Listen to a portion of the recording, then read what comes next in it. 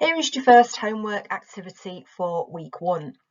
What we'd like you to do is find out about the origins of human resource management. We'd like you to go beyond what we've provided in the slides. We'd like you to do some reading, and there is information on the module curriculum about the sort of reading that you can be doing.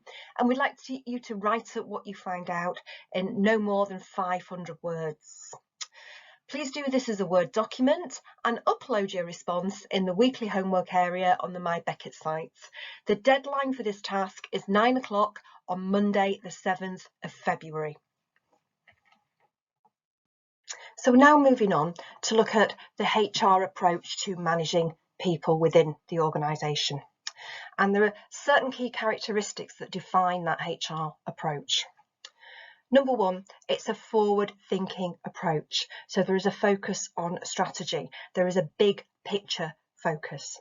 So where is this organisation now? Where does this organisation hope to be in the next 12 months, in the next 2 years, in the next 5 years?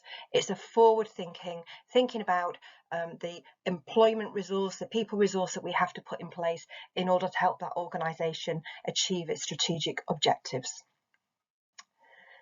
Another key aspect of the HRM approach is the fact that the line manager is very, very important. So a lot of day-to-day human resource management within an organisation is not done by the HR manager, it is done by the line manager. And a line manager can have a role or a job title such as supervisor, as team leader, as departmental manager, but a line manager is somebody who has responsibility on a day-to-day basis for staff. So again, that's something we'll explore in this module. Another key characteristic of HR is the fact that the policies within human resource management are integrated and they're communicated effectively to employees, to management within the organisation. So that's very important. It's a very holistic way of looking after people within the organisation.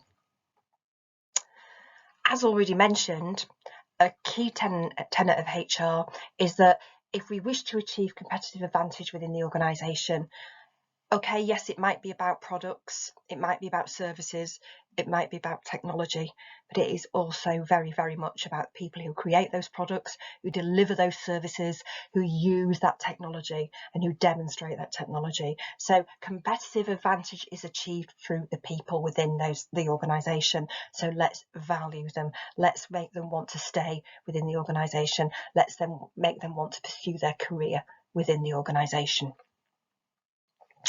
And a final key point of human resource management, and this is something that we will explore later on in the module when we look at employee relations, is that HR takes what we call the unitarist approach to employee relations.